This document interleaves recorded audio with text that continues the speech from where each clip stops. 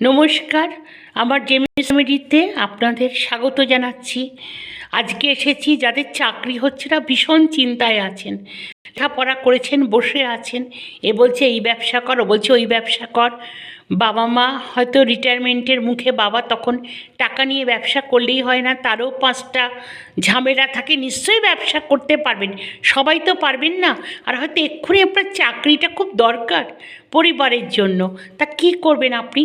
পূর্ব দিকে এরকম তামার কপারের সূর্য পাওয়া যায় অনেক সময়।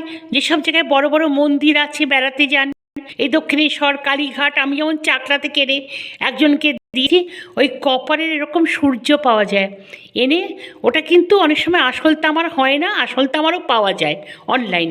ওই যাই হোক, একটা এনে আপনি পূর্ব দিকের দেওয়ালে আটকে দিন, প্রতিদিন একে প্রণাম করুন, ইনি আপনাকে চাকরি দেওয়াবেন, শ্রী সূর্য ভগবান। আর যদি খুব সকালে উঠে, যখন সূর্য পূব দিকে থাকছে, সূর্যকে জল অর্ঘ্য দিন, তার মধ্যে 21টা শুকলঙ্কার বীজ দিয়ে জল অর্ঘ্যটা দিন। আর অবশ্যই রবিবার আপনার বেলার মধ্যে গুড় আর আটা, যেটা সূর্যের প্রতীক, আটা গুড় দিয়ে কোনো খাবার করে খান। কোনো খাবার মানে বাড়িতে তো মেয়েরা আছেন, বা আপনি চাকরি করছেন, ওই গুড় দিয়ে আটা দিয়ে হালুয়া করে খান বা লাড্ডু করে খান। কি না পেরে রবিবারের ব্রেকফাস্টে অবশ্যই হাতে গড়া রুটি আর একটু গুড় খান। আর শনি মন্দিরে সন্ধেবেলা বাবার মুখের দিকে তাকাবেন না, একদমই তাকাবেন না। বাবার মুখের দিকে আপনি কি করবেন? কালো তিল দান করে আসুন শনিবার দিন সন্ধেবেলা। আর আমি দুটো বলে দিচ্ছি, যদি না যায়, ইউটিউবেতে না যায়, আমি ডেসক্রিপশানে দিয়ে দিচ্ছি, কমেন্টেও দিয়ে দিচ্ছি। এটো সুইচ ওয়ার্ড, যাদের চাকরি দরকার অবশ্যই 48 বার বলুন, ফাইন ডিভাইন চকোলেট জব। কি বলবেন? ফাইন ডিভাইন চকোলেট জব, ডেসক্রিপশানে দিচ্ছি।